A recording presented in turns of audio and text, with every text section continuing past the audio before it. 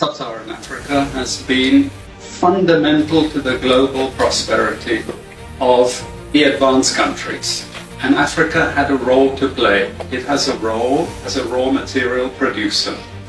We will not allow Sub-Saharan Africa to escape that. Okay, we do everything to keep Sub-Saharan Africa where it is, also impoverished. It's absolutely vital for the prosperity of everyone else. So let's get clear about that. Okay, and this means all the economic structures, all the global institutions, and the economics we teach everyone is all designed to keep Africa exactly where it is. And whether it is Europe or US or now China, it's always the same. We need Africa to be impoverished because we need those raw materials and we need them dirt cheap. Okay, so that's the message. It doesn't mean to say that there's nothing Africans can do. Of course there is. This is what it's about. Because if Africa does do something different, I assure you living standards of all those in Europe and North America and Asia is going to fall. Okay? And that is a big price to pay. I assure you that the West is not going to allow that without a big fight. Okay, so the job of many Western academics is to convince Africans they have to keep doing what they're doing. Okay? And to show them it's your fault that you're poor. It's not our fault.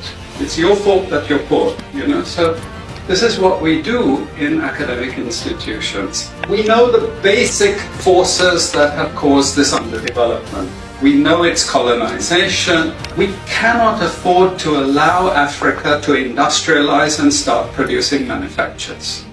Okay, so we will do everything to stop that. And I'm going to show you how we actually block that.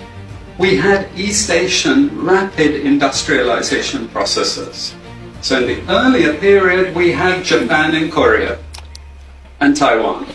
Okay, rapid growth, sucking in raw materials from Africa, driving up the prices. And after those countries finished industrialization, then Sub-Saharan African growth rate again fell. Sub-Saharan Africa is condemned to this role, just the supplier of raw materials, not a manufacturer. The currencies are collapsing of these countries, and many of them are Sub-Saharan African countries. After colonization ended, we needed new structures to keep these countries where they were. Okay? And the first of those is aid. Okay? We give them aid.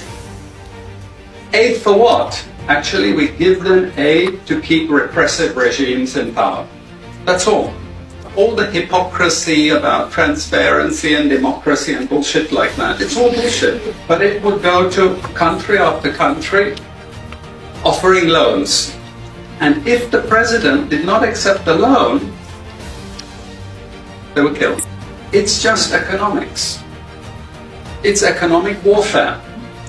The rich declare war on the poor. It happens everywhere. It happens in a country. The rich control the government. Of course they do. You really believe you have democracy? Come on. You know, I mean, grow up. Who has all the subsidies and income support? US, Europe. The largest budgets in the world for supporting their farmers are Europe and US. You see, we're keeping them dependent. We're keeping them on a string. This next round of the WTO is designed to block that. To block anyone else getting on top of the ladder.